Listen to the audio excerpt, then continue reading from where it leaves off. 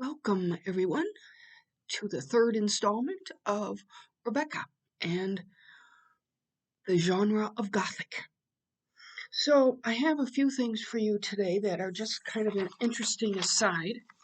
Um, we'll get to Rebecca in a minute, but I wanted to read. This is a few things that Jane gave me that are interesting. It says Manderley, the iconic mansion in the drama in which the drama in Daphne du Maurier's novel Rebecca takes place, was inspired by two real-life estates.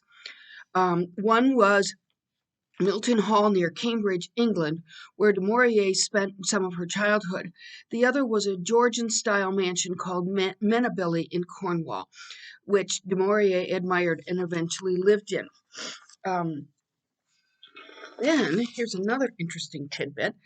Um, Rebecca is considered to be one of her best works. Some observers have noted parallels with Jane Eyre, which we will look at in a minute.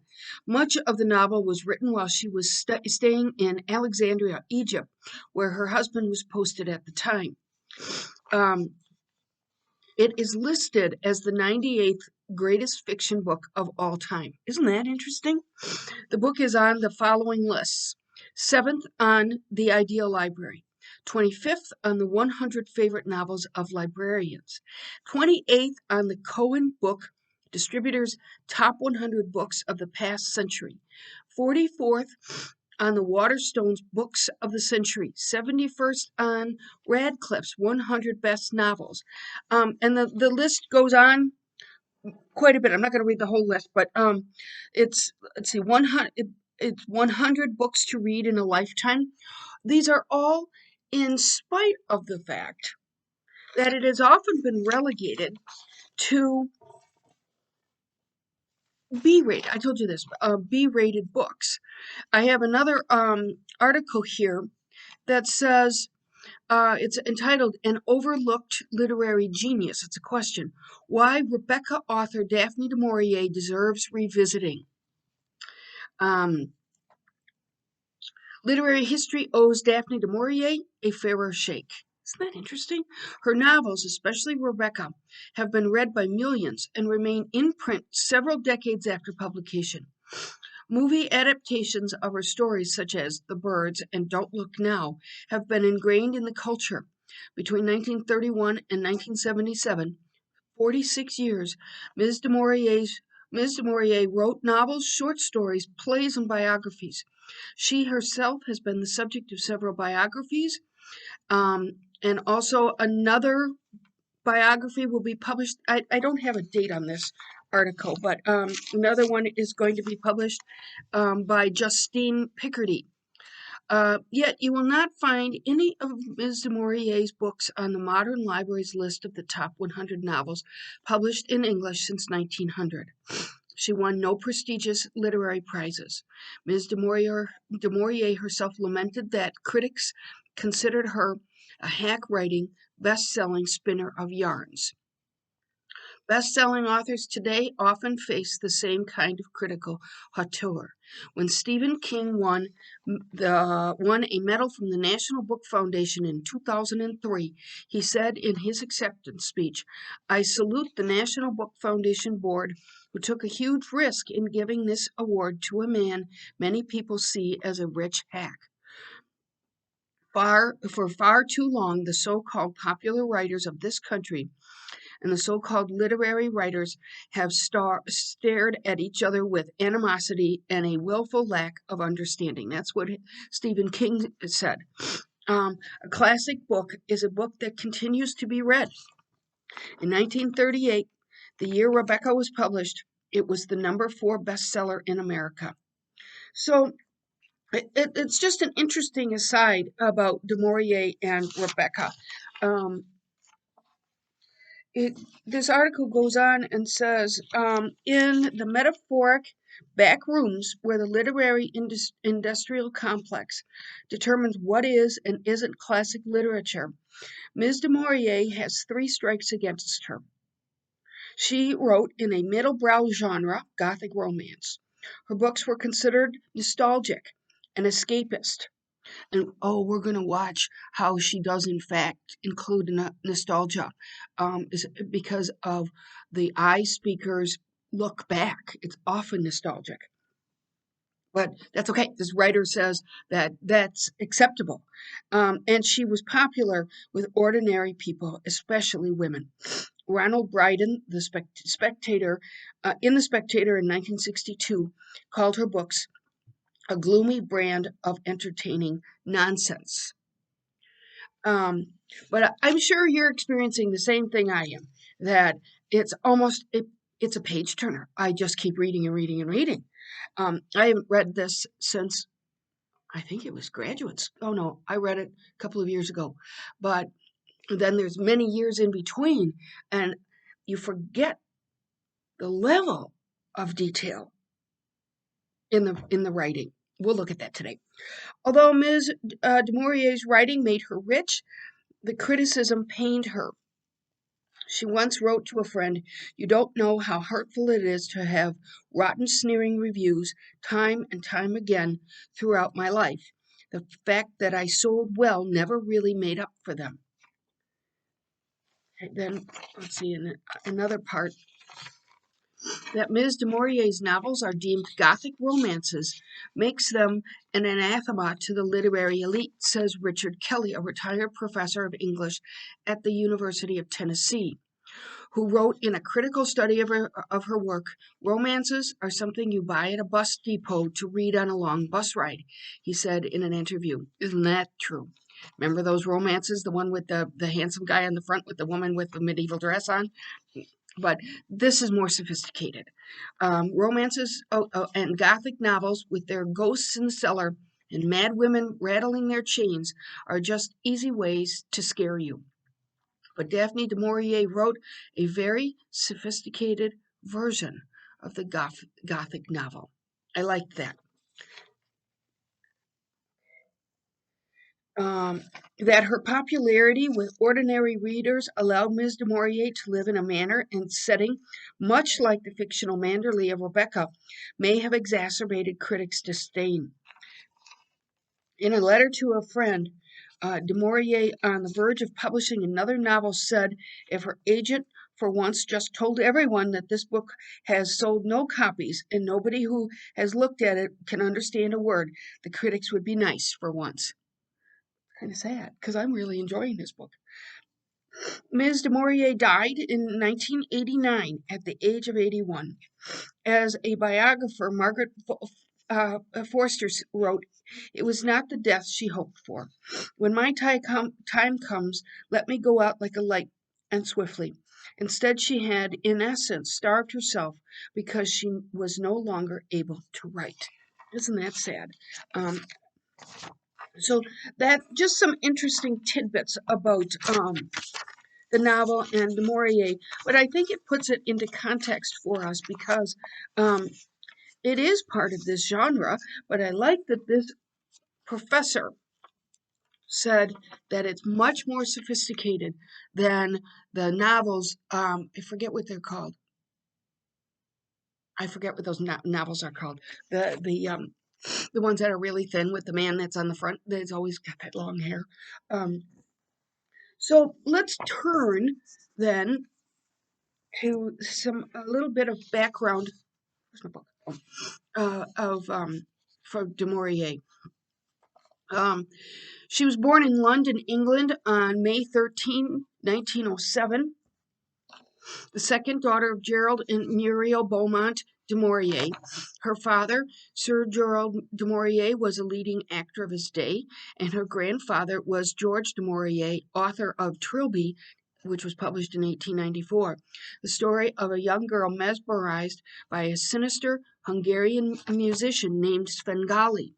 That character's name came to be associated with a male character who is sinister and is able to hypnotize the women characters or one woman. I thought that was interesting. Du Maurier enjoyed a privileged childhood. surrounded by celebrities and protected from life's harshness. She was instructed by a governess and at private schools until she was 16 when she went to a finishing school near Paris. So, soon after she returned to England, she developed a crush on an older cousin and then fell in love with a film director, Carol Weed, experiences that led to the writing of the three novels that were moderately successful.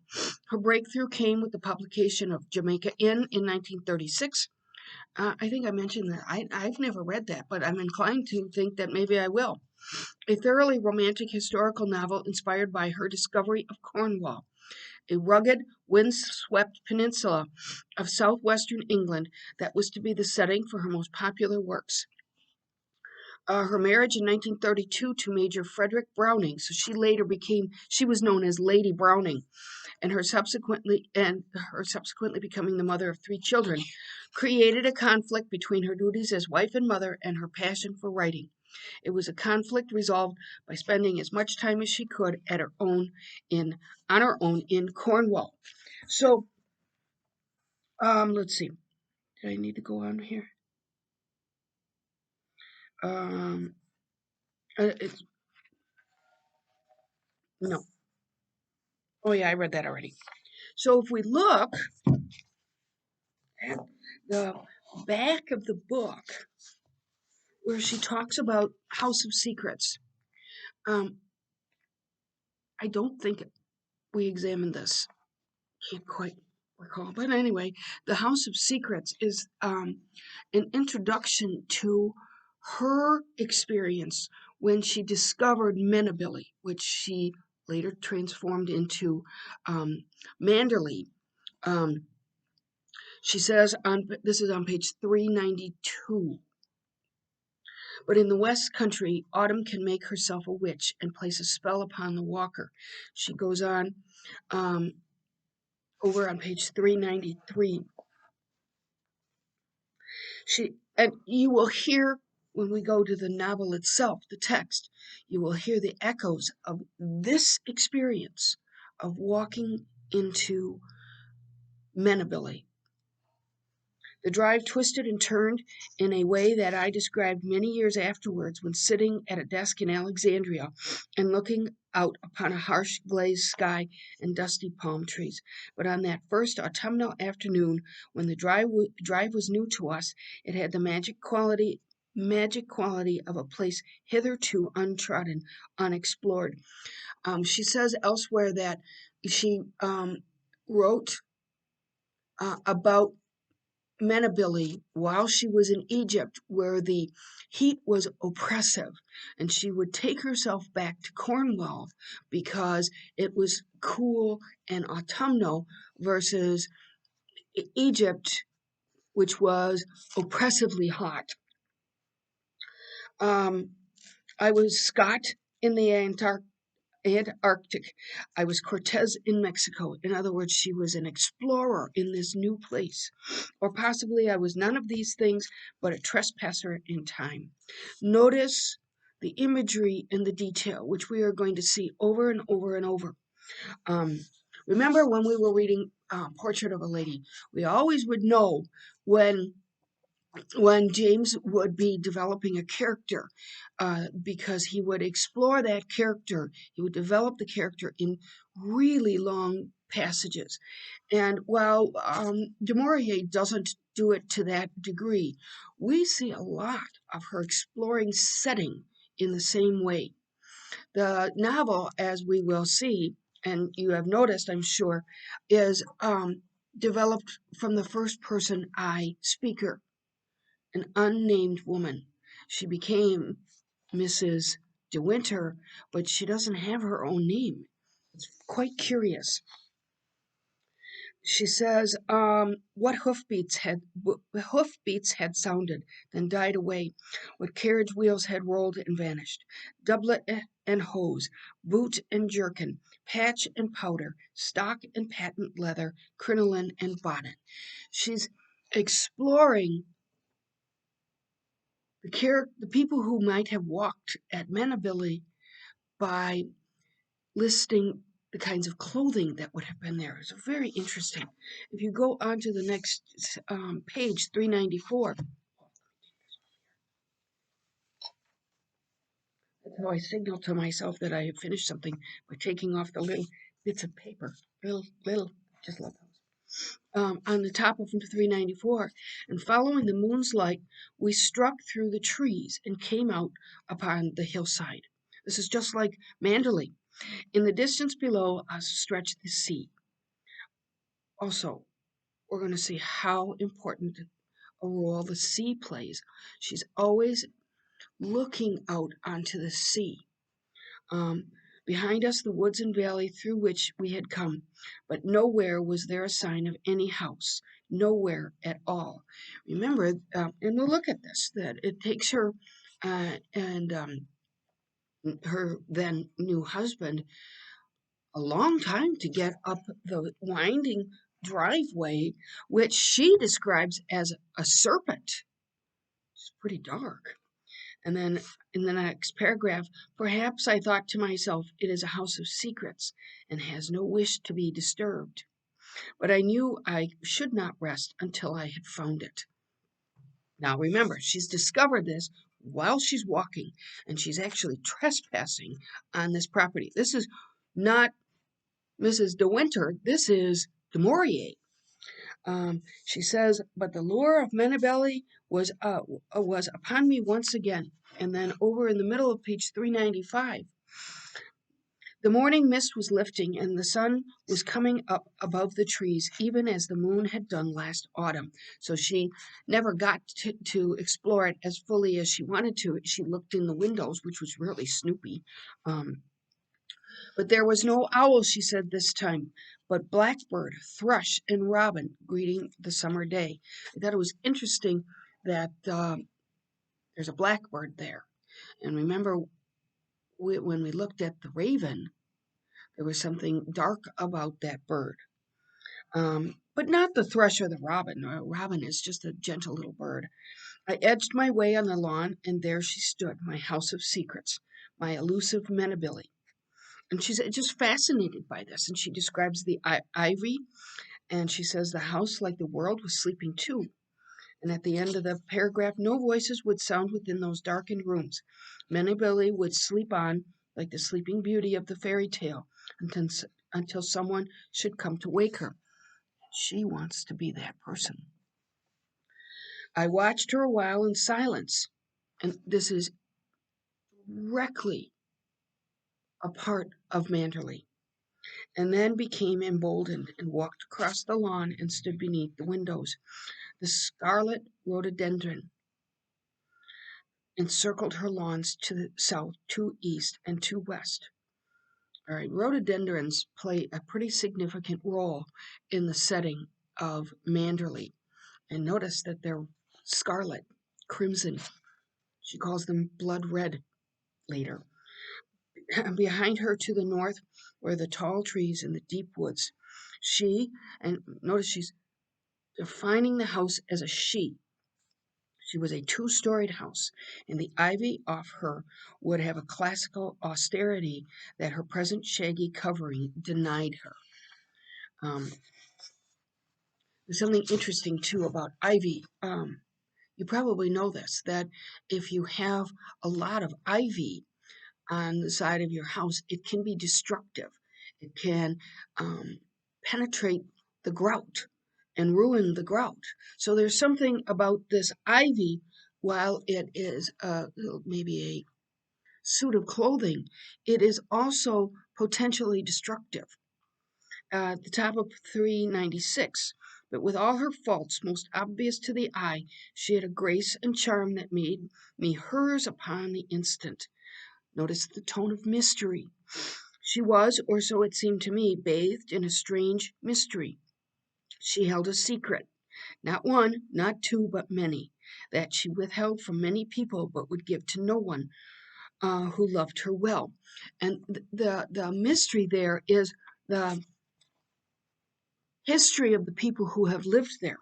She goes on, it's like the Sphinx, the Sphinx. Yet she had a personality that was hers alone without the touch of human hand. And then at the end of that paragraph, at the top of page 396, and out of these emotions, she had woven a personality for herself. She had become what their thoughts and their desires had made her. So that is where this personality comes. At the end of the next two paragraphs, but the house possessed me from that day, even as a mistress holds her lover. She's absolutely enthralled with this home. Um, she looks in, she wonders about the children. There's a rocking horse sitting in the middle of one of the rooms.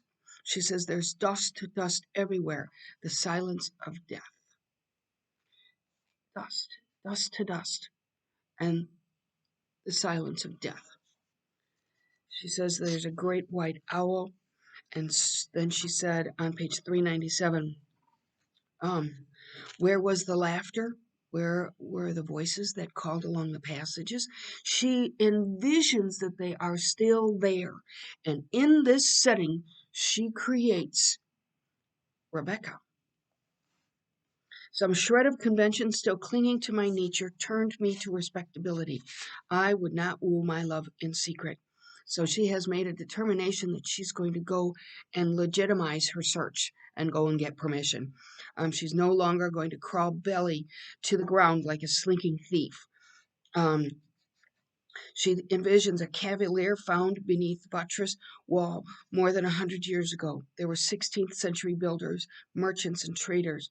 There were the Stuart royalists who suffered for their king, the Tory landowners with their white wigs and their brood of children, and the Victorian garden lovers with their rare plants and their shrubs. As if to take us through the history of the building, through the historical um, elements from various decades and various centuries. The next page, she calls it the House of Secrets, the House of Stories. Oh. And then she says, I wanted her, my house. I wanted every stick of furniture from the Jacobean oak to the Victorian bamboo. Isn't that interesting? And she had been left to die. And Du Maurier is not going to let her die. Moisture everywhere, death and decay. I could scarcely see the soul of her for the despair. The mold was in her bones. So at one other place, she says that, or someone says, oh, the daughter in the biography, um, the daughter said that it was rat ridden. Odd yet fearful what a few years of total neglect can do to a house, as to a man, a woman. Sadder than either, more bitter and more poignant, it is a lonely house. She said in the next paragraph, I returned to my furnished cottage in an angry, obstinate mood. Something was dying without hope of being saved, and I would not stand it. So and the daughter tells us that in the biography that she did resurrect it. She says on the top of 399, but my own private ward to live in Menabilly by the time winter came again. So we know that she did actually go there and she took out a long term lease. She never bought it, but she took out a very long lease. Um, like fairy things, she says at the bottom of page 399. I said, and looking back after living here 2 years, it was just that, a fairy tale. Even now, I have to pinch myself to know that it is true. I belong to the house. The house belongs to me. Um, at the top of page 400, slowly in a dream, I walk towards the house. It's wrong, I think, to love a block of stone like this as one loves a person. It cannot last, it cannot endure. Perhaps it is the very insecurity of the love that makes the passion strong. But she is not mine by right. The house is still entailed, and one day will belong to another. Rented.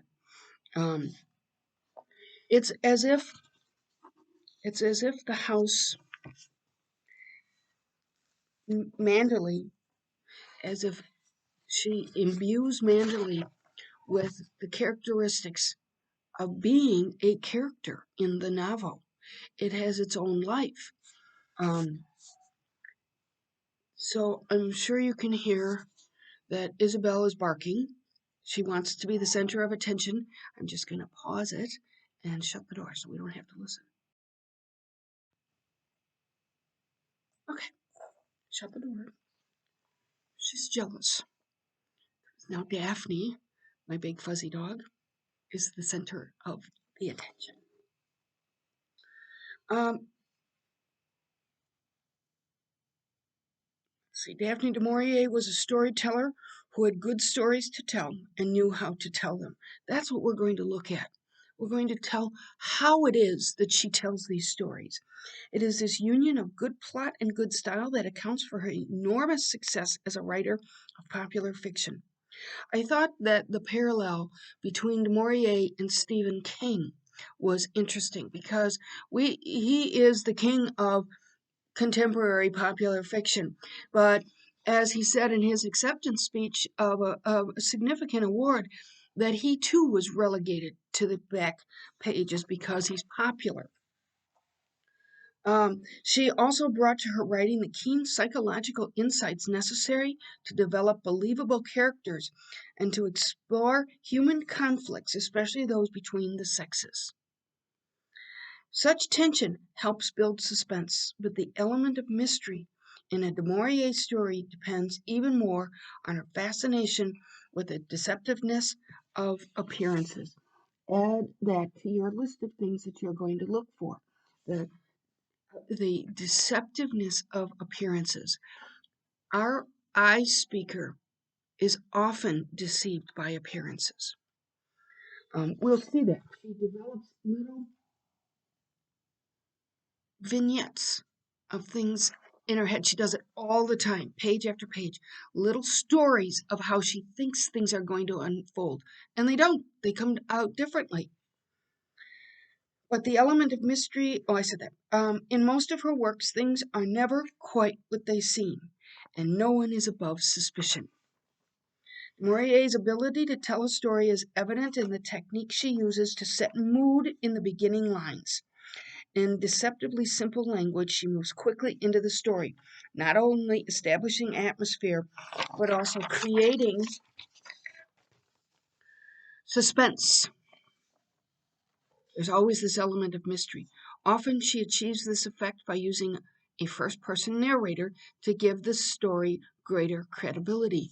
We see Manderley and the events that unfold there through the eye speaker's perspective. This technique of mixing answers with new questions is one that she uses throughout to keep readers turning the pages.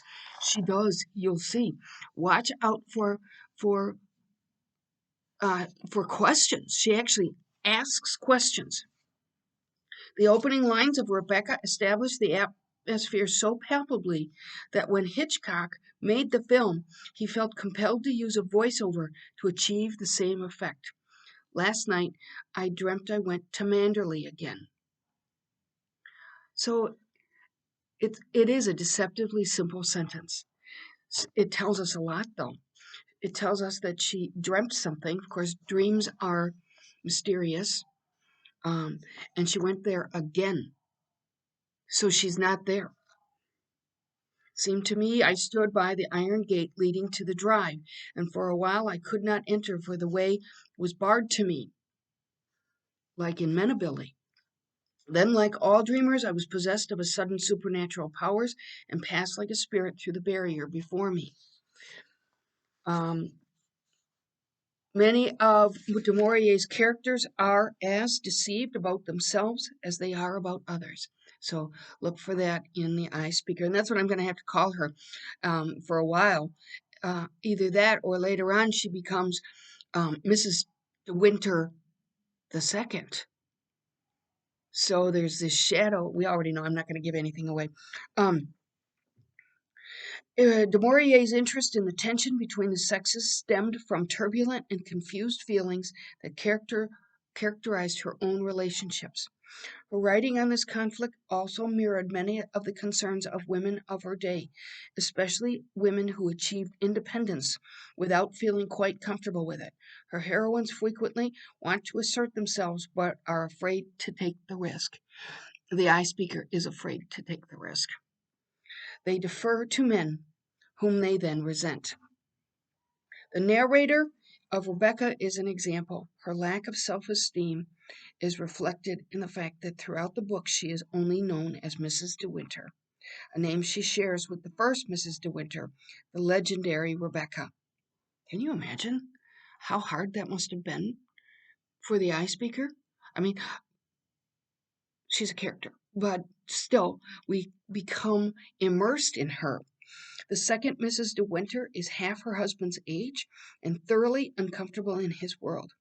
He is the wealthy, dashing lord of the manor, which, while she is the shy, penniless orphan afraid of her own shadow. Here, Du Maurier is exploring the turmoil within a young girl who longs to feel liberated and equal, but who cannot escape feeling trapped and inferior. Other characteristics that account for Du Maurier's enormous popularity are those commonly associated with the Gothic novel, a term used to describe a type of novel that reached its peak in the novels of the Bronte sisters, especially Charlotte's Jane Eyre, published in 1847. We're going to look at that. It was an important comparison.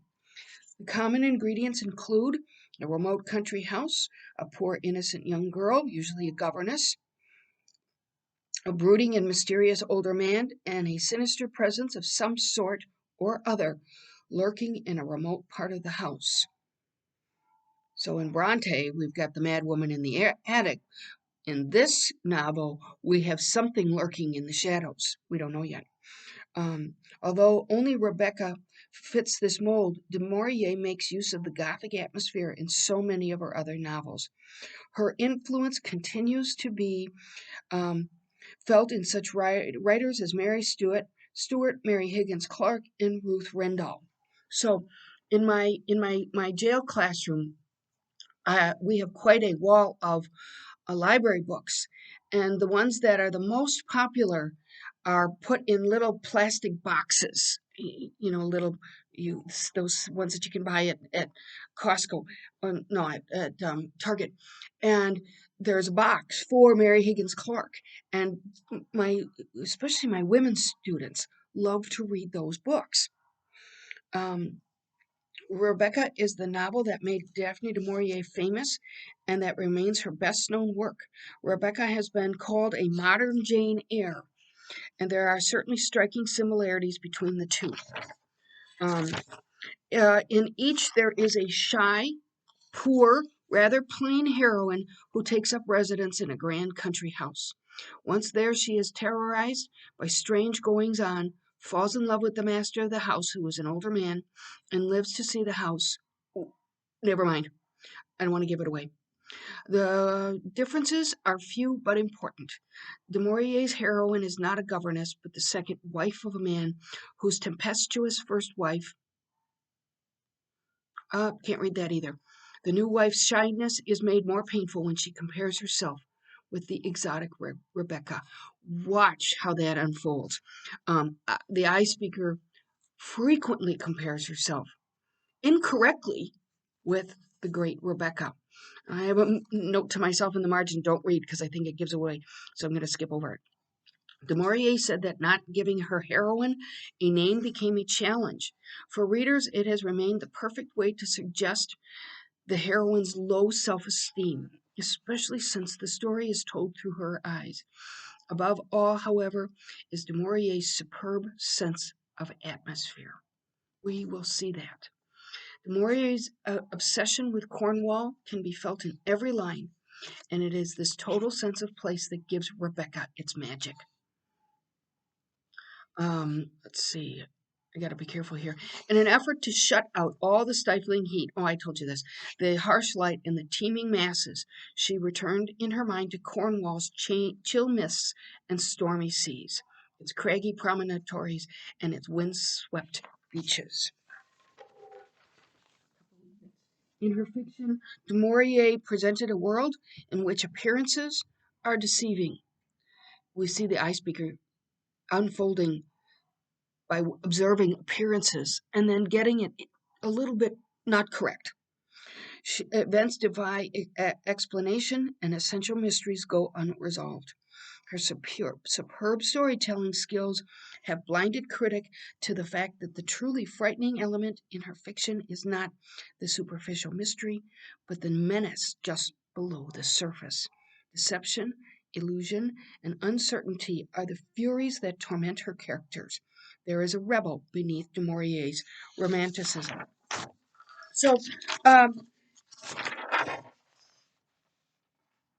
the last time I taught this, I didn't investigate this um, as an example of um, the genre, the Gothicism. I explored it a different way, so I'm going to take a different tack than I did the last time. So one of the things that's really important is that um, this comparison to Jane Eyre. Many critics from decades ago um, accused du Maurier of merely plagiarizing Jane Eyre. But this is not just a plagiarized version of Jane Eyre. This is an article written by someone named Stephanie S. Haddad. And I'm not sure I know where she's writing from.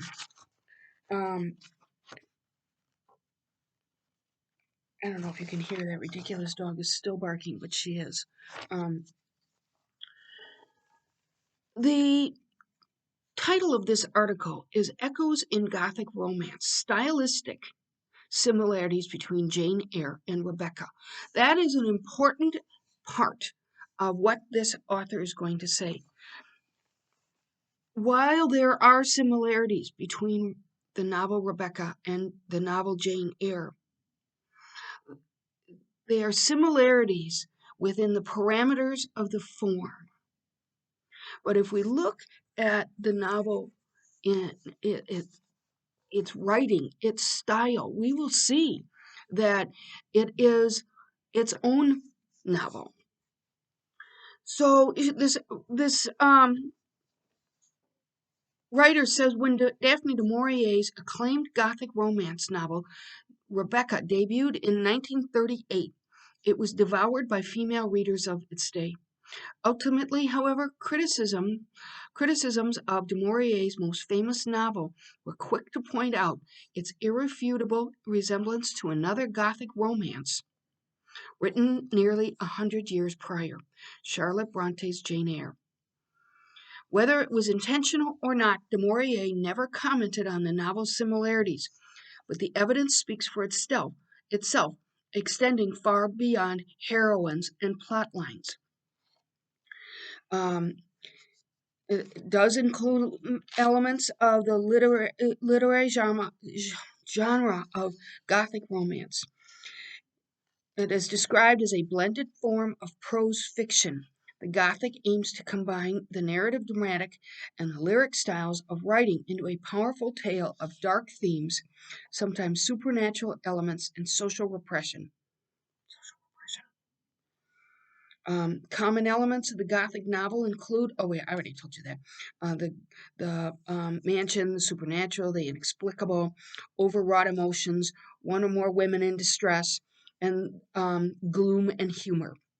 Sometimes the literature of nightmare, Gothic fiction includes dreams, landscapes, figures of subconscious imagination, and fears common to all mankind in one powerfully told tale.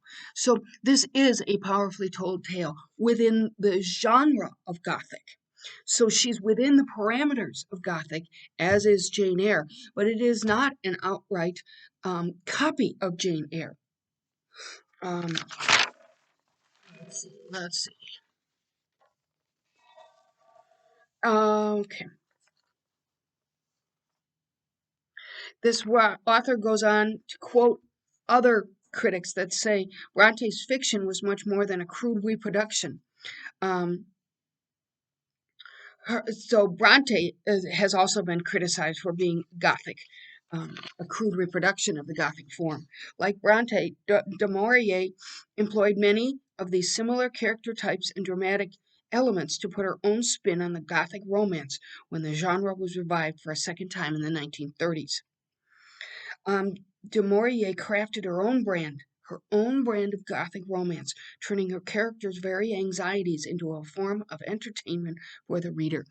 We will explore the eye speaker's anxieties. Much of the suspense found in Rebecca is psychological, with a tremendous amount of focus placed on the heroine's internal feelings and thoughts.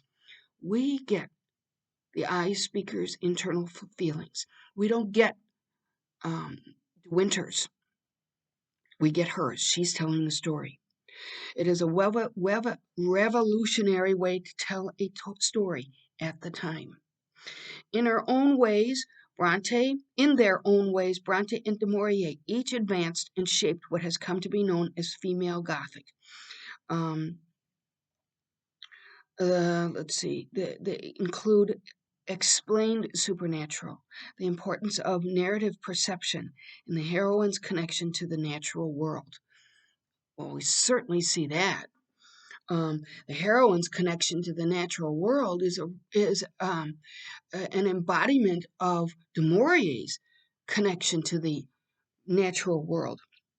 In Jane Eyre and Rebecca, the authors employ elements of the supposed supernatural to heighten the tension and suspense of the story. So if you remember, sorry, my phone isn't on silent.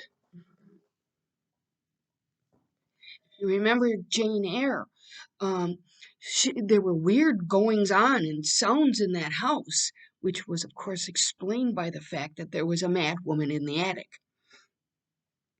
As is common in the Gothic, however, these supernatural forces are always found to have very natural explanations.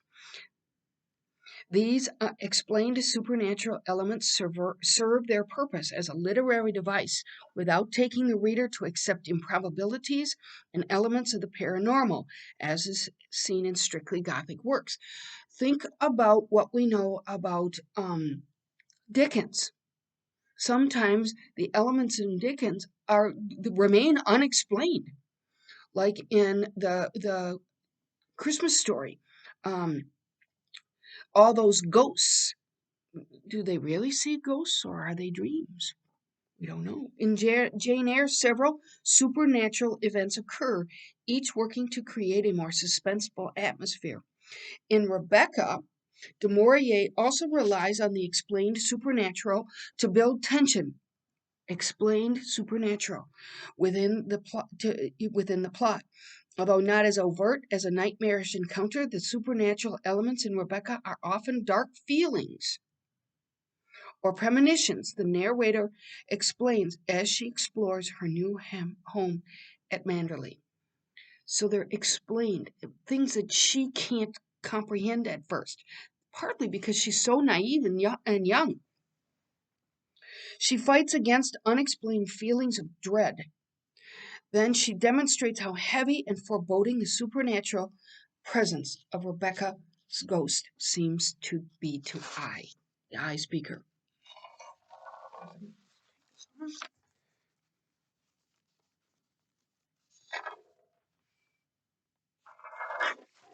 Again, this author emphasizes the importance of the I speaker and her inner thoughts.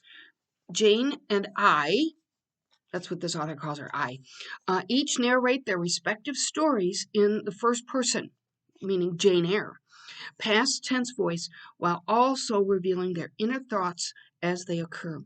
Thus, the reader experiences events as they happen to the narrators, along with descriptions of their thoughts and feelings in the moment. That's exactly what is occurring in Rebecca. Readers learn only what the narrator knows at the time, which allows for more confusion-based suspense. The eye speaker is often confused because she doesn't have all of the facts. That's what gives the novel mystery. This privileged status of the I person's interior is paramount to creating the air of mystery and suspense that is the core of any Gothic novel. We also, let's see, the final element. This is the use of the heroine's reaction to the natural world as a running theme. Remember when we'll look at this in a minute, but when she and De Winter are driving up the driveway for the first time, she uses the word serpent. There's something always sinister about a serpent. It's the asp, the snake. Without the heroine's introspective on the natural world, the scenes would only be mountains, grand landscapes, and elegant mansions. It's more than that, though. It's her response to that. When the narrator of Rebecca gets her first glimpse of Manderley, a grand mansion she once admired it on the front of a postcard, her reactions capture her internal feelings of dread and reluctance. So that image of the postcard, she mentions it repeatedly. You remember? Well, we'll get to that. I don't want to give away everything. The art of connotation, or using a word to convey a certain overtone, is woven throughout the narrator's first impressions of Manderley, affecting her perception of both sight and sound. The gates crashing, the twisting road, the crimson rhododendrons, the white azaleas. She feels a little trapped by her new environment. She's enlivened because now she's married De Winter. Almost to the contrary of these feelings, however, is the comparison of the branches intermingling in the archway like a roof of a church. In Jane Eyre, upon arriving at Thornfield Hall, she experiences many similar feelings toward her new environment. But let's see, many of the descriptions of the landscapes surrounding I and Jane, strewn throughout their retrospective novels, help to illustrate the heroine's feelings as the stories progress. By using imagery, connotation, and metaphors. Wait till you see how many metaphors are in this novel. Maybe you notice that. They're just so interesting. By using, it deepens the reader's understanding of the heroine. Du Maurier and Bronte both demonstrate a mystery of tying the heroine intricately to the natural world that surrounds her.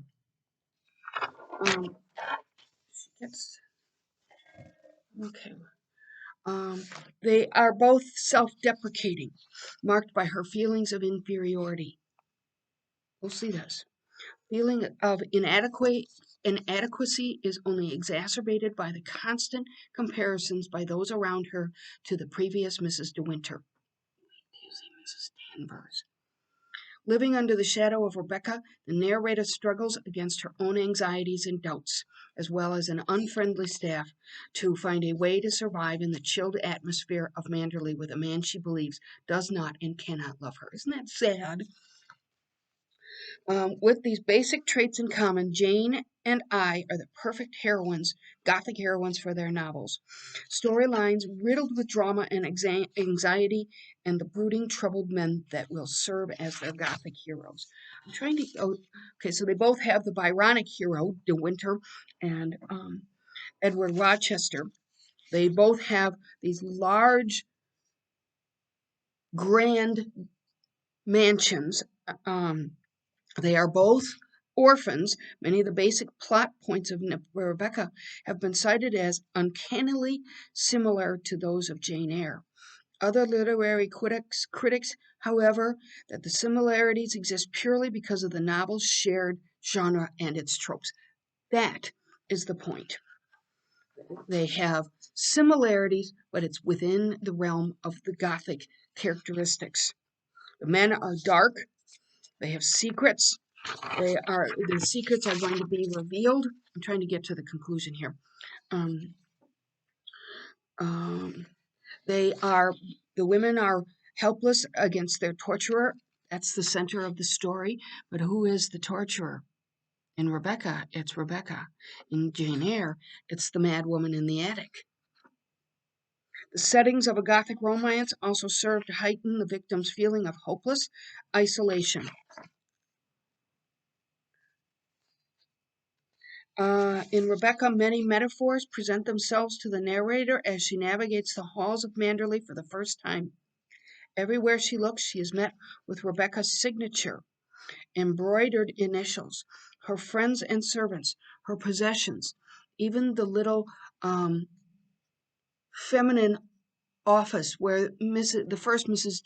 where Rebecca used to sit and write letters. The eye speaker can't even figure out who to write a letter to. It's kind of pathetic.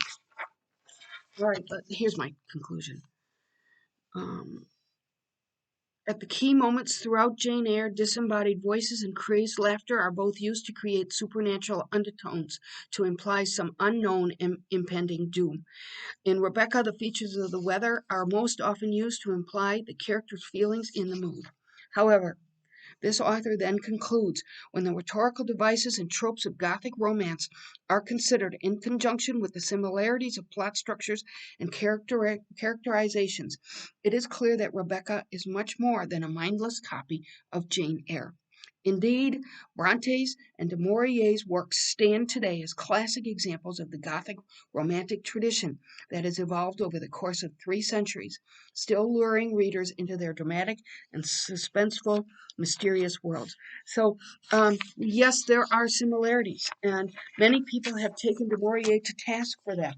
But that author, that critic, has determined that that Rebecca is much more an original creation within this genre of the Gothic. So let's turn to the novel. If we go to page 1, is it page 1? It's the first page, chapter 1. This is pretty much a recreation of du Maurier's experience when she came upon this house. Remember that she had bought a postcard of Manderley when she was a child. This is a dreamlike introspection. No smoke came from the chimney, and last night I dreamt I went to Manderley again. It seemed to me I stood by the iron gate leading to the drive, and for a while I could not enter, for the way was barred to me, as if the knowledge of the place is barred to her. She then says that essentially the house is devoid of life. No smoke came from the chimney, and the little lattice windows gaped forlorn. Then, like all dreamers, I was possessed of a sudden supernatural power, and I was able to go through the gate. I read that already. Mid-paragraph, and notice how she is immersed in the nature. Nature had come into her own again, and little by little, in her stealthy, insidious way, had encroached upon the drive with long, tenacious fingers. The woods, always a menace, even in the past, had triumphed in the end. And I'm sure you know what she's saying. So if you ever go to some place that has been neglected, the gardens have been neglected. Nature does take over again pretty quickly, and that's what she's talking about. Um, they are crowded and dark and uncontrolled to the borders of the drive. The beaches with white naked limbs. Notice how, and we're going to see this throughout. She personifies nature. So the naked limbs leant close to one another, their branches intermingled in a strange embrace, making a vault above my head like the archway of a church. So um, she's giving it a church-like atmosphere. She's so immersed in it, and it deems um, it deems it supernatural. Not in the way that the mad woman in the attic is there or Rebecca is there, but beyond natural. Squat oaks, tortured elms that straggled cheek by jowl with the breeze. Notice she's personifying nature, along with the monster shrubs and plants, none of which I remembered. The drive was a ribbon now, a thread of its former self, with gravel surface gone and choked with grass and moss. So it's just like what we saw in Du Maurier's approach to Menabilly. In fact, it's so similar that I find myself getting Du Maurier and the eye speaker. They kind of blend, don't they? Um, Top of page 2. No hand had checked their oh, here's the reference to the hydrangeas, whose blue heads had become famous. But we're going to see rhododendrons too, and azaleas. I don't have any rhododendrons, I don't think. No hand had checked their progress, and they had gone native now, rearing to monster height without a bloom, black and ugly as the nameless parasites that grew beside them. So the nature in this case is painted in almost a negative way, but we are going to see repeatedly that nature isn't benevolent, it isn't malevolent, it's just nature. Um, let's see, surely the next paragraph, surely the miles had multiplied, even as the trees had done. And this path led but to a labyrinth, some choked wilderness, and not to the house at all. I came upon it suddenly, the approach masked by the unnatural growth of vast shrubs that spread in all directions. And there it was, the house. There was Manderley, our Manderley, secretive and silent as it had always been. Our. So this reminds us that she is speaking retrospectively. And you might, as you are going along, I don't know if you write in your books the way I do. I write a lot in my books, it's all my lectures. But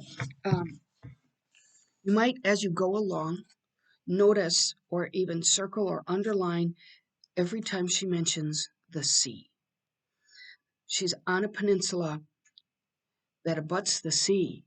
And the sea, again, is not malevolent or benevolent. It just is the sea, and it can be dark and scary sometimes. I saw that the garden had obeyed the jungle law, even as the woods had done. The rhododendrons stood 50 feet high, twisted and intertwined with bracken, and they had entered into an alien marriage with a host of nameless shrubs, poor bastard things that clung about their roots as though conscious of their spurious origin. So, nature in gardens that had been well tended had kind of let go. The malevolent ivy, ooh, interesting, always an enemy to grace, had thrown her tendrils about the pair and made them prisoners. It's almost a kind of alien um, overgrowth. The top of page 3. Nettles were everywhere, the vanguard of the army. They choked the terrace. They sprawled on the paths. They lent vulgar and lanky, indifferent sentinels, and they lay with crumbled heads and listless stems. Personified again. Crumbled heads and listless stems. I walked enchanted. Nothing held me back. Moonlight can play odd tricks upon the fancy, even upon a dreamer's fancy. Um, Next paragraph. Light came from the windows. The curtains blew softly in the night air, and there in the library, the door would stand half open as we had left it, with my handkerchief on the table, beside the bowl of autumn roses. This is still within the illusion of her dream, and she's imagining that Jasper is still there. Remember, she's in the dream, and Jasper is that little cocker spaniel dog that's kind to her even on the first date. A cloud hitherto unseen came upon the moon and hovered in an instant like a dark hand before the face. Isn't that interesting? Personified. I looked upon a desolate shell, soulless at last, unhaunted, with no whisper of the past about its staring walls. Well, It's interesting because she's seeing this still within the dream, and I'm not going to give away the ending if you haven't gotten to it. The house was a sepulcher, um, as if it were a tomb. Our fear and suffering lay buried in the ruins. Here's the nostalgia. This whole dream is nostalgic. There would be no resurrection. When I thought of Manderley in my waking hours, I would not be bitter. I should think of it as it might have been. Could I have lived there without fear? Okay, so she's establishing right off the bat her fear. Next page, top of page 4. I would think of the blown lilac and the happy valley. These things were permanent. They could not be dissolved. They were memories that cannot hurt. It's almost as if this investigation of her memory of Manderley is allowing her to cope with the fear and the self-consciousness that she experienced when she went there. She says at the end of this page, for Manderley was ours no longer. Manderley was no more. So she was able in a dream, it was not dreamlike, it was in a dream, to return to Manderley, and it allows her in some way to cope with the circumstances that she is now going to unravel for us. Next chapter. It's page 5. We cannot never go back again. That much is certain. The past is still too close to us. The things we have tried to forget and put behind us would stir again, and that sense of fear, of furtive unrest, struggling at length to blind unreasoning panic, now mercifully stilled, thank God, might in some manner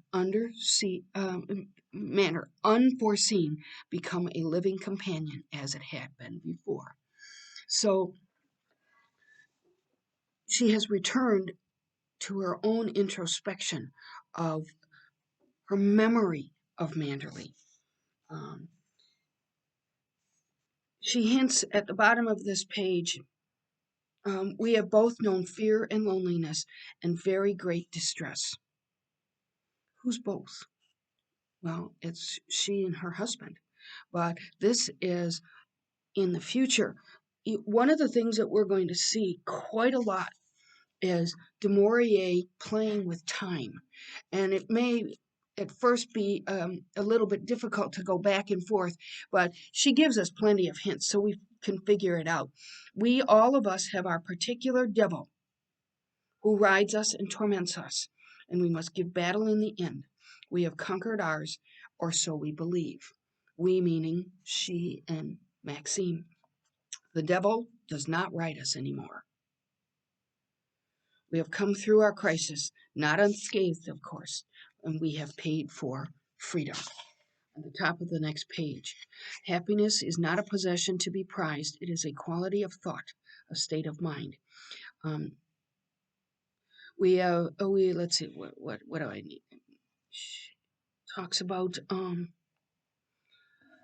the next paragraph how the English spring is kind of idealized. Sometimes old copies of The Field come my way, and I am transported from this indifferent island to the realities of an English spring. I read of chalk streams, of the mayfly, of sorrel growing in the green meadows, of rooks circling above the woods as they used to do at Manderley. That's reminiscent of this postcard that she bought when she was young. It was long before she met Max, and it was an idealized nature in England, an idealized mansion. And that's what this postcard will come to symbolize. The top of page 7, the bottom of page 7, she talks about pigeons, and she says, when they are gone, a new silence would come upon the place. And I, uneasy for no reason, would realize that the sun no longer wove a pattern on the rustling leaves. Darkness is coming. And that's an overall theme here, that darkness is coming. And she's going to unravel this for us, but she won't know as she's telling us what's going to happen. She says, despising myself at the end of this paragraph on page 7, despising myself even as I walked, for my hurrying feet, my own swift glance behind. She's despising herself as she does throughout, and she's afraid. She's looking behind her.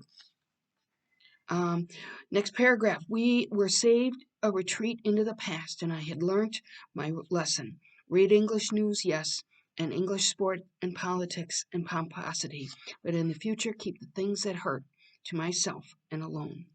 So they are this couple now, Mr. and Mrs. De Winter, are elsewhere. They're not at Manderley. They are in some other place, some other country. She says, my hobby is less tedious of a strange. I am a mine of information on the English countryside. And she's telling us about her immersion of into the English countryside. At the end of the paragraph, a poor pastime perhaps, not a very intellectual one, but I breathe the air of England as I read and can face this glittering sky with greater courage. So she's reading newspaper bits to her husband, and temporarily gets too close to their memories at Manderley, and she backs off. At the top of page 8, poor whims of fancy, tender and unharsh, they are the enemy to bitterness and regret, and sweeten this exile we have brought upon ourselves. Let's see, at the bottom of page 8. Well, it is over now, finished and done with. I ride no more tormented, and both of us are free. But what are they free of? We don't quite know. And Manderley is no more. That's the second time she said that. So she's giving it away, but we don't know what leads to that. There might linger at the top of page 9. There might linger there still a certain atmosphere of stress. She says that there may be a woman's hurrying footsteps and the mark in the gravel, the imprint of a high-heeled satin shoe. So is she hinting to us that there's a woman lurking about the property like in Jane Eyre? Or is she suggesting that those are her? It's her footsteps in the garden. It was when I remember these things that I turn with relief to this prospect from our balcony. Next paragraph, or next few lines.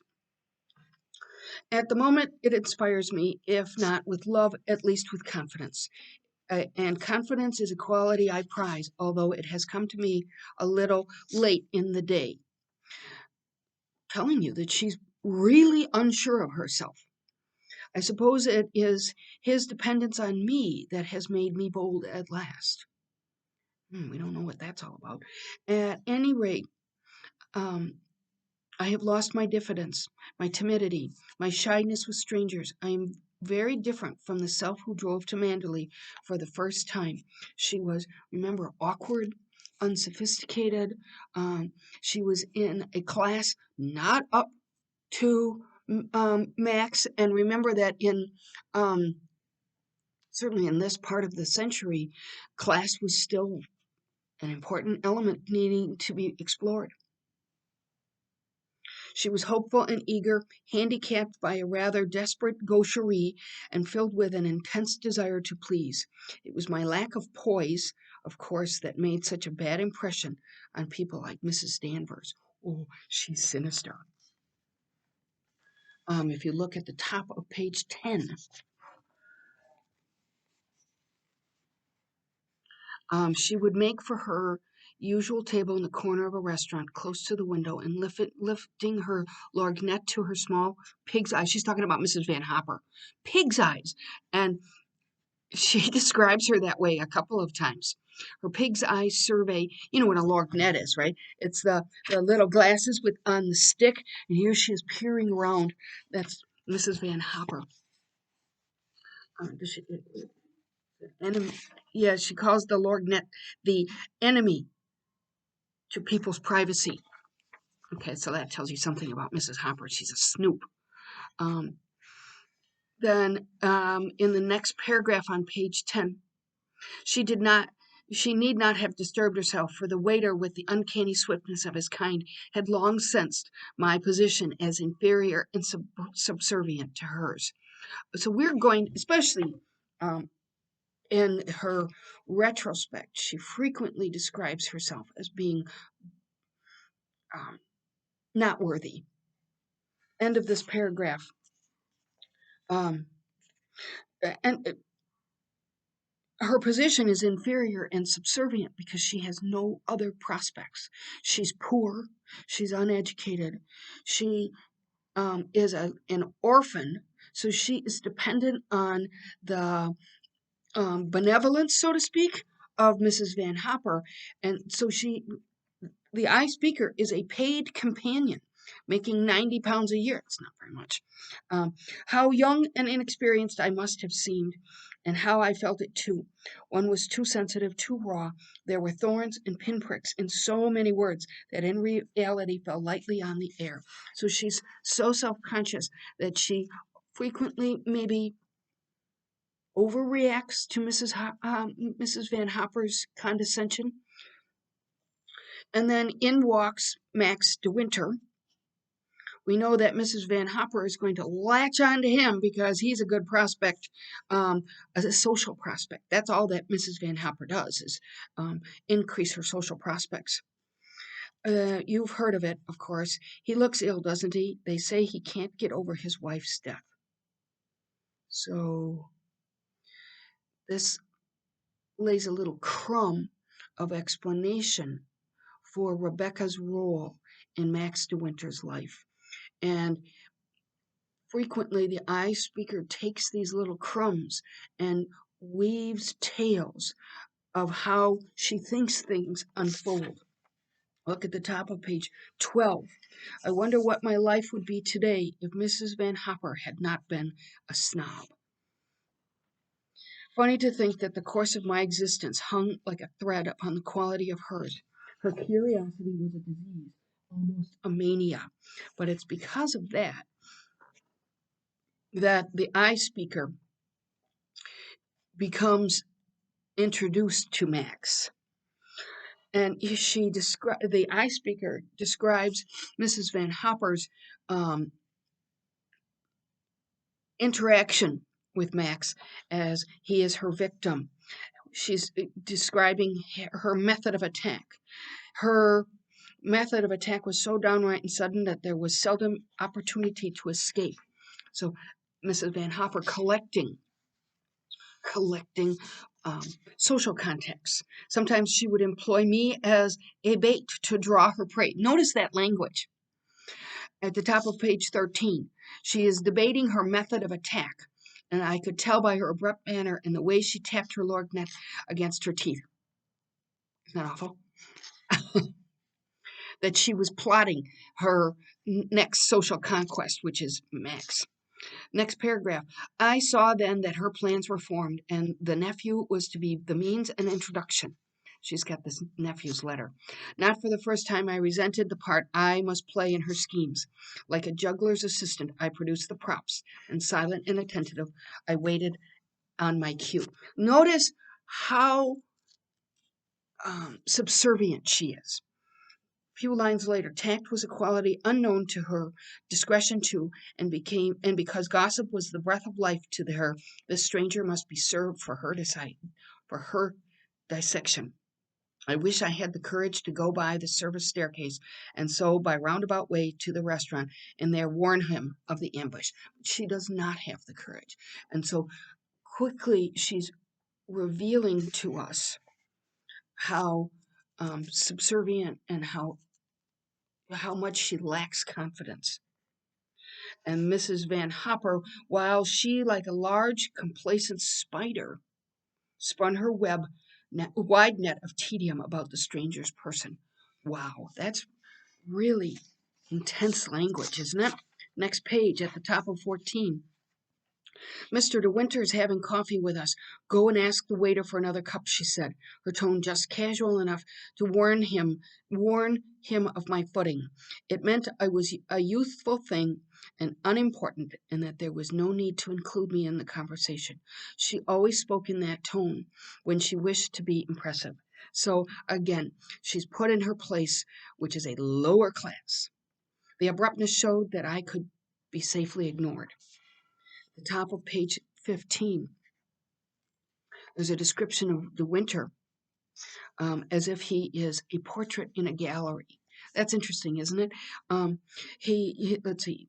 He belonged to the walled city of the 15th century, a city of narrow cobbled streets and thin spires where the inhabitants wore shoes and worsted hose.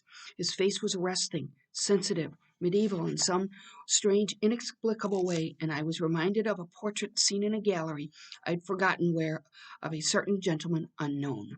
She has a really uncanny ability to weave stories to explain what she's seen. So De Winter is very impressive looking, and he reminds her of this portrait in a gallery as if he is from a different age.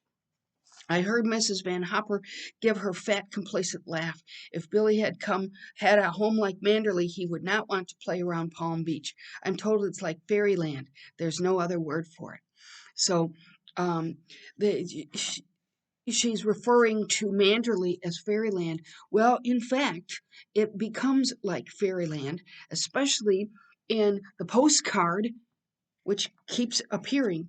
And then at the bottom of page, what is it? 15. Yeah. His silence now was painful and would have patened to anyone else, but she ran on like a clumsy goat, trampling and trespassing on land that was preserved. Um, the, she says something that tricks or trips a memory in Maxime, and this is the first time we've seen him grow silent when a memory comes to him, but he will do it repeatedly. The top of page 16. Um, Mrs. Van Hopper says, they say that Minstrel's Gallery is a gem. I suppose your ancestors often entertained royalty at Manderley, Mr. De Winter. This was more than I had hitherto endured, even from her, but the swift lash of his reply was unexpected. Not since Ethelred, he said, the one who was called Unready. There is, in fact, somebody in the past named Ethelred the Unready. It was a king, and he was in place between 978 and 1016. But Maxime is making fun of Mrs. Van Hopper because he says, in fact, it was while staying with my family that the name was given him. He was invariably late for dinner, but that's not what unready means in this point, in this paragraph. It means that he was unread, and he, in fact, made bad decisions. But Max is making fun of Mrs. Van Hopper, and he does it a couple of times, which, of course, leads in a couple pages to his apology to the eye speaker, which then leads them to become friends. She, of course, is stricken with shame. Down at the bottom, she calls herself, this including of me in the conversation found me at my worst, the raw ex-school girl. She's 21 years old. I'm just going to say, we find that out in a couple of pages. But she's still pretty, she's uneducated and plain. He says, I have not made up my mind about returning to Manderley because I came away in rather a hurry. Another little tidbit of what is to come. At the end of the next paragraph, he reached for the ashtray, squashed his cigarette, and I noticed the subtle change in his eyes, the indefinable something that lingered there momentarily, and I felt I had looked upon something personal to himself with which I had no concern. That's his secret. That's the secret that lies behind his eyes. But No one, that has not been revealed. Um, a silence fell upon us during a moment or two, a silence that brought something of discomfort in its train. And stealing a glance at him, I remembered more than ever of my gentleman unknown who cloaked in secret walked corridor by night. So he is in fact unknown to her. There's something that lies behind, and she will sense this secret behind his demeanor. She ran through a tangled fringe of gossip, never seeing that those names were alien to him and they meant nothing, and that as she prattled unaware, he grew colder and more silent. We're going to see this over and over and over in Max, that he is, um, there's a sullenness about him. He got up at once, pushing back his chair, and he said, "Don't let me keep you," he said. "Fashions change so quickly nowadays, they may have even altered by the time you get upstairs." Um, Again, he's making fun of Mrs. Hopper. He's not being very nice to her. And then a few lines later, "Your valet has unpacked for you, I suppose." This familiarity was excessive, even for her. And he says, a third time, he makes fun of her. "Perhaps you would like to do it for me." He says, this time his shaft had found its mark, for she reddened and laughed a little awkwardly. Shaft of a bow. He's striking out at her. And but there's a level of a barb in him. He doesn't like that she's circling ever closer, Mrs. Van Hopper. He looked down at us, mocking, faintly sardonic, a ghost of a smile on his lips. At the end of this page, 18, I remember a well-known writer once who used to dart down the service staircase whenever he saw me coming. That's funny because Mrs. Hopper um, doesn't realize that people avoid her. But we know that the eye speaker was tempted to do the same. I suppose he had a penchant for me and wasn't sure of himself. That's hilarious. He was avoiding her, but she thinks it's because he had a crush on her. However, I was younger then. Um, but you put yourself just a teeny bit forward this afternoon, she tells. She's scolding the eye speaker, but the eye speaker didn't say anything. Why? Because it again puts the eye speaker in a lower position. I knelt on the window seat and looked out upon the afternoon. Remember, we've seen this trope before, that someone who's looking out the window is searching for something. The sun shone very brightly and still, and there was a gay high wind. In a half an hour we should be sitting to our bridge. It took me a bit to figure that out. The card game. Bridge, the card game. So that's what they do in the afternoon. They play cards. At the end of this paragraph, there is a reference to other card games, Snap and Happy Families. Essentially, the third card game, often in that list, is Old Maid. So these are children's games: Snap, Happy Families, and Old Maid. She said in the next paragraph, the eye speaker says, "I felt my youthful presence put a curb upon their conversation, much as a parlor maid does until the arrival of dessert." That's how she defines herself, similar to a parlor maid. She sighed and turned away from the window. The sun was so full of promise, and the sea was whipped white with a merry wind. There's the sea again. You'll be surprised at how many times she mentions the sea. And I think if you are living in England, you're close to the sea in mostly every place. But it becomes a factor in Cornwall and Manderley.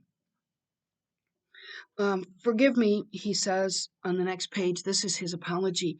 "I was very rude this afternoon. That was all. No signature, no beginning. But my name was on the envelope and spelled correctly, an unusual thing. I was just dying for her to tell me her name, but she never does." So she's got this note, and it opens the door for her. in a way, and that way they become friends. So had Mrs. Hopper not been so nosy, this would never happen. And had she circled too close to his personal feelings, this would not have happened. You probably do this. You think your cause effect is is connected. For example, the cause effect I can think of that is related to this class is many years ago. I think it was 14 or 13. Jane will know. Years ago, I walked into the bookstore in Mequon, and Jane was there and said to me, "Oh, you should join our class." And I said to her, "Oh, I'll teach it." And she said, "We need a teacher." And the rest is history. Isn't that funny? It's all cause effect. At the beginning of chapter 4 is an interesting little reference. Mrs. Van Hopper takes to her bed. She has the flu, and it's the usual influenza. You are to stay in bed until I allow you to get up. This is the doctor. I don't like the sound of that heart of yours, and it won't get better unless you keep perfectly quiet and still. Isn't that interesting? That's a reference to that rest cure that's so diminished the character in the yellow wallpaper.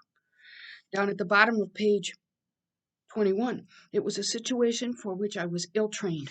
I wished I was older and different. She's so, poor thing, so awkward. I went to our table looking straight before me and immediately paid the penalty of gaucherie by knocking over the vase of stiff anemones, and I unfolded my napkin.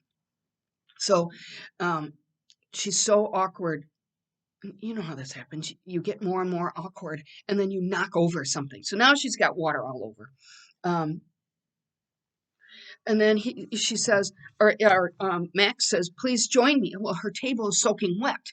And so Max says, "Please join me for lunch." And she said, "Please just speak the truth.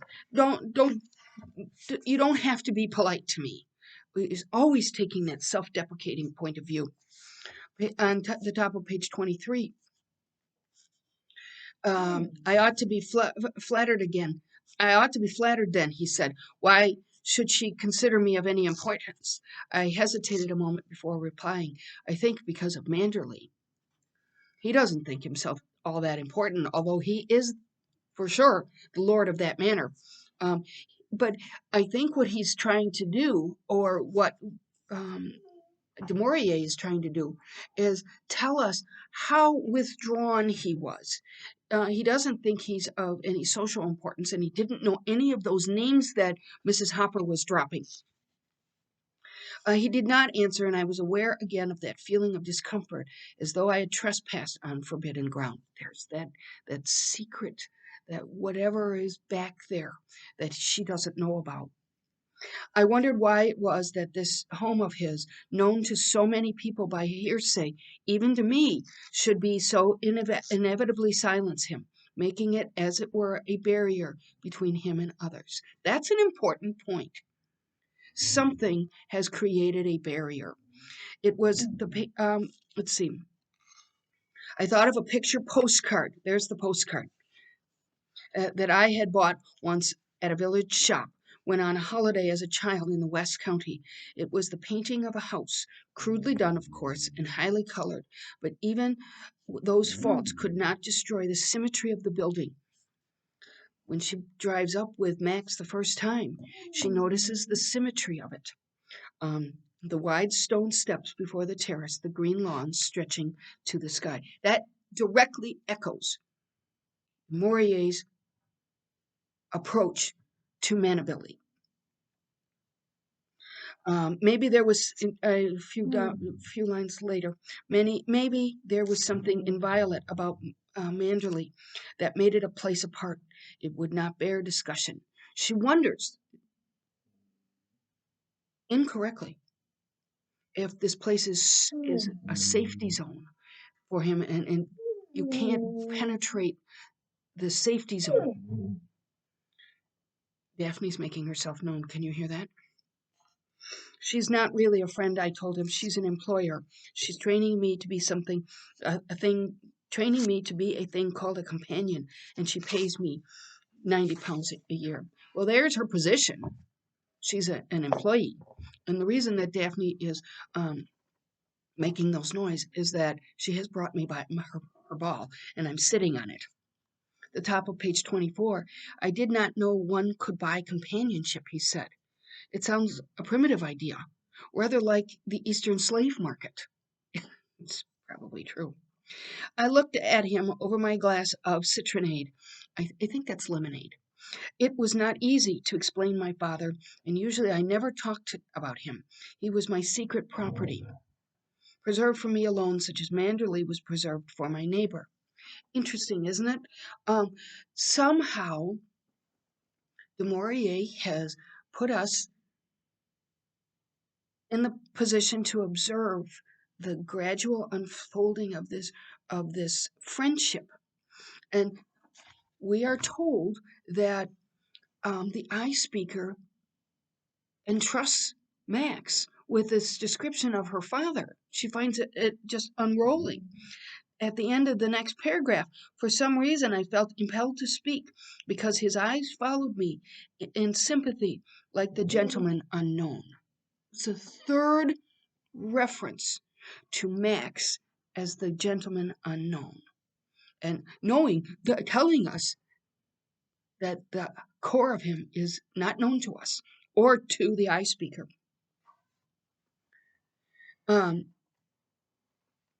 At the top of 25, I told you at the beginning of lunch you had a lovely and unusual name. Aren't you just dying to know what it is? We're not going to. You've taken me out of myself, out of despondency and introspection, both of which have been my devils for a year. Wow. So they have befriended each other, and he tells her something about himself in a way like her telling him about her father. You forget you have a home and I have none, she says.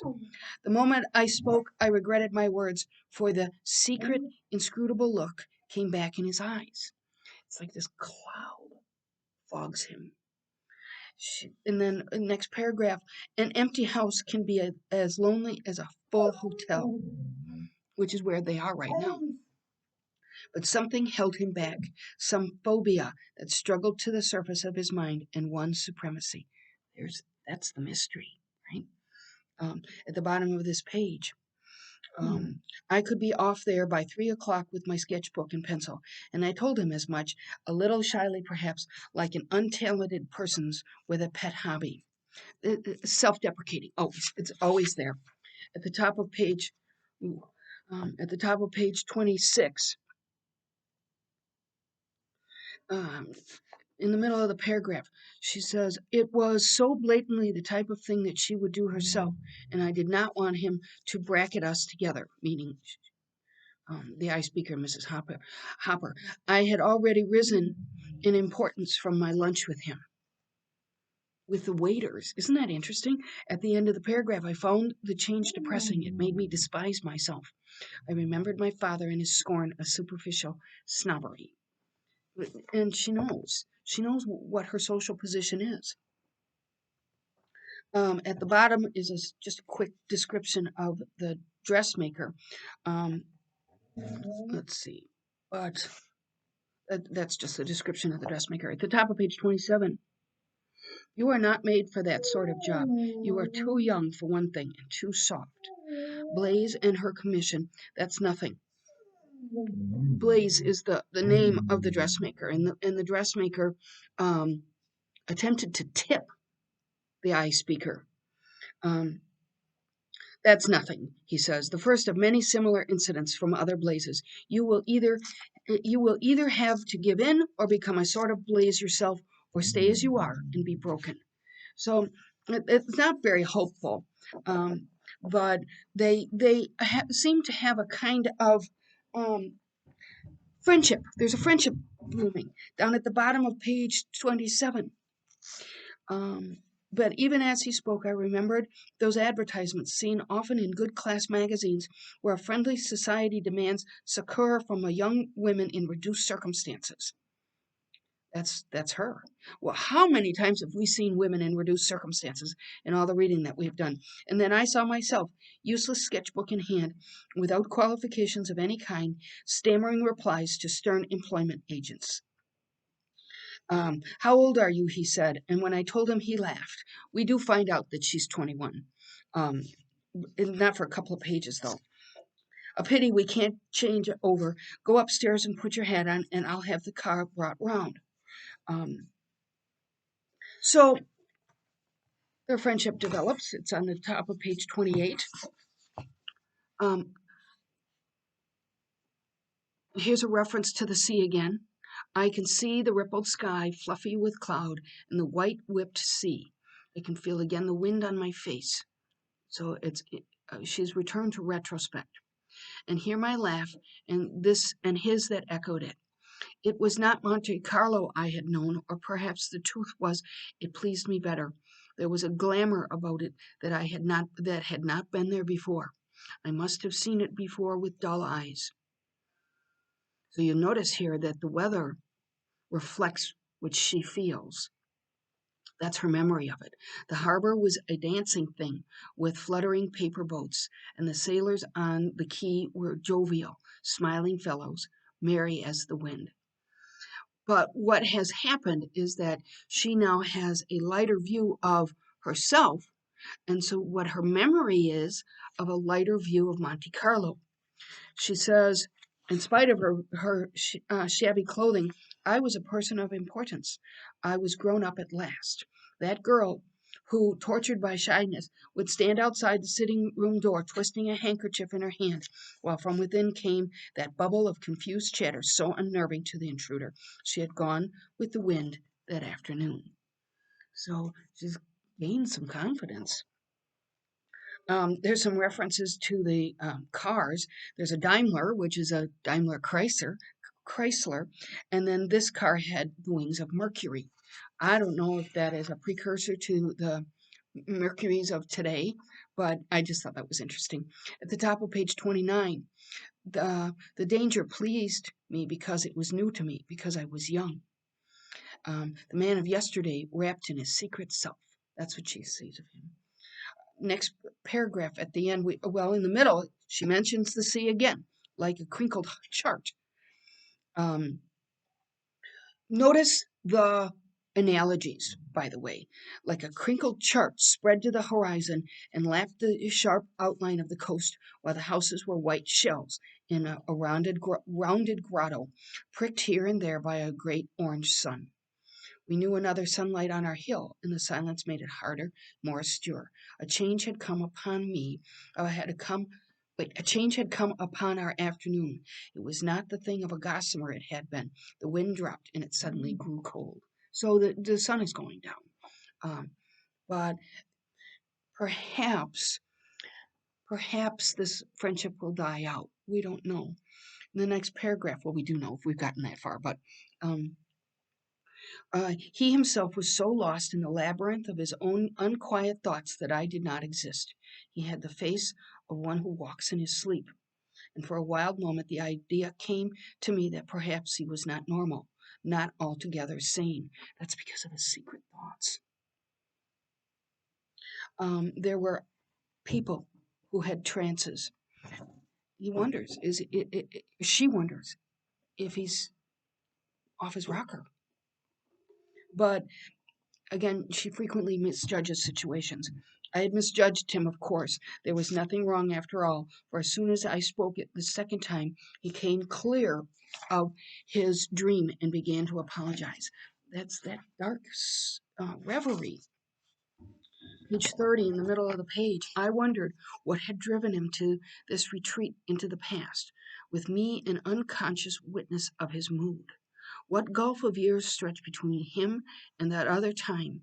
What deed of thought and action? What difference in temperament? I did not want to know. I wished I had not come. So the dark brooding, she can sense it, but she doesn't know where it's from. Suddenly he began to talk about Manderley, Next paragraph. He said nothing of his life there, no word about himself, but he told me how the sun set there on a spring afternoon, leaving a glow upon the headland. The sea would look like slate. Um, the sea is always there, lapping at the sides of Manderley. At the top of page 31, these letters are really small. People who, he said he prefers that the flowers be left in their natural state. He says also, it's an interesting point that when you cut the flowers, they wilt. Um, like if you ever cut lily of the valley, they smell so pretty, but when you cut them, they just wither away. And here we have many references um, to flowers. People who picked bluebells from the woods were vandals. He had forbidden it at Manderley. Isn't that interesting? The primrose did not mind it quite so much, personified. No wildflowers came into the house at Manderley. He talks about the roses. The roses were okay to come in, but those are cultivated. In the middle of the paragraph, he talks about syringa. I had to look that up. It's lilac. Lilacs don't last very long inside either. Um, down at the bottom of the page are the very interesting flowers. The little pathway down the valley to the bay had clumps of azalea and rhododendron planted to the left of it, and you wandered down it on a May evening after dinner. It was just as though the shrubs had sweated in the air because the smell is so strong. Now, rhododendrons are red, these are, and the azaleas are white. And these are going to be omnipresent. They're part of the Manderley landscape. What's very interesting is that the rhododendrons are crimson red. Often she calls them blood red. Is this foreshadowing of some potential blood? Maybe. And the azaleas are white. White is often a reference to death. Wait till we get to Mrs. Danvers. She's white, pale white, like a corpse. So Manderley was many hundreds of miles away. I went up to the hotel steps alone with all the despondency of a child whose treat was over. My afternoon had spoilt me for the hours that still remained. The poor thing never has any fun, and so now her evening is going to be really, really dull. So there's a poem down at the bottom. She had discovered a book of poems in his car, and rather forlorn, more than a little dissatisfied, I leant back in my chair and took up the book of poems. The volume was well worn, well thumbed, falling open accidentally at what must be a much frequented page. This is an ode by Francis Thompson. It was written in 1893. It is an ode written about a soul pursued by a godlike hound. The hound is pursuing its prey, and in this case, it is a God pursuing a sinner, but it's a benevolent God. The curious thing about it is that I looked up this Francis Thompson, and there was a number of references to Francis Thompson actually being Jack the Ripper, the real Jack the Ripper. So this is a sinner of great magnitude.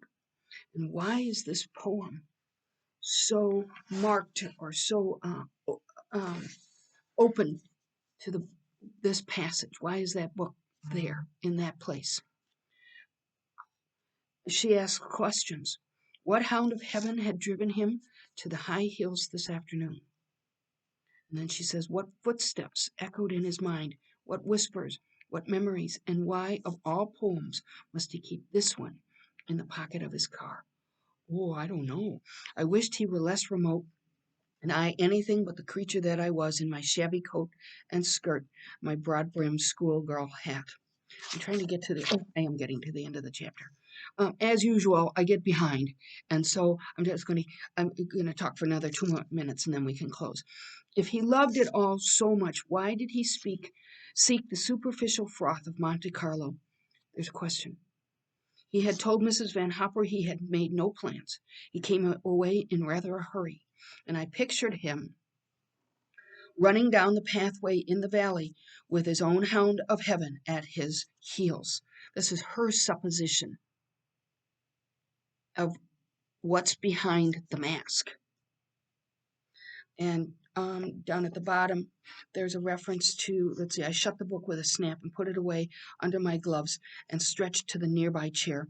I took out an old copy of L'Illustration and turned the pages. That's just a weekly French magazine. And she just opens that. You can just see it, the detail is just, you shut the book and then you open up your magazine and you just look at the pages. One of my favorite catalogs that comes in the spring is the seed and vegetable catalogs. And that's what I picture when I see somebody reading a magazine, is somebody reading a seed catalog. It's so weird. But again, Mrs. Van Hopper is here, and it's her small pig's eyes darting to the neighboring table, her fork heaping high with ravioli, pausing in midair. An appalling tragedy, she was saying. The papers were full of it, of course. They say he never talks about it, never mentions her name. She was drowned, you know, in a bay near Manderley. Again, so she's dropping another bit of information um, for the eye speaker to piece together the occurrence and secret behind Max de Winter. So we'll stop here. I always get carried away with the research, but it's the nature of the beast. I often visualize myself as being the mad professor sitting here in my dining room, cranking out papers and looking at new stuff. And so I thought that bit about the poem is worth keeping in your minds, because Max de Winter is pursued by some sort of event, occurrence, some sort of darkness behind his eyes. So we'll resume on next week on page 35. I hope you're enjoying this as much as I am.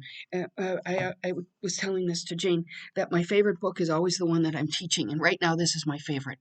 Portrait of a Lady is truly one of my favorites, but this one is my current favorite.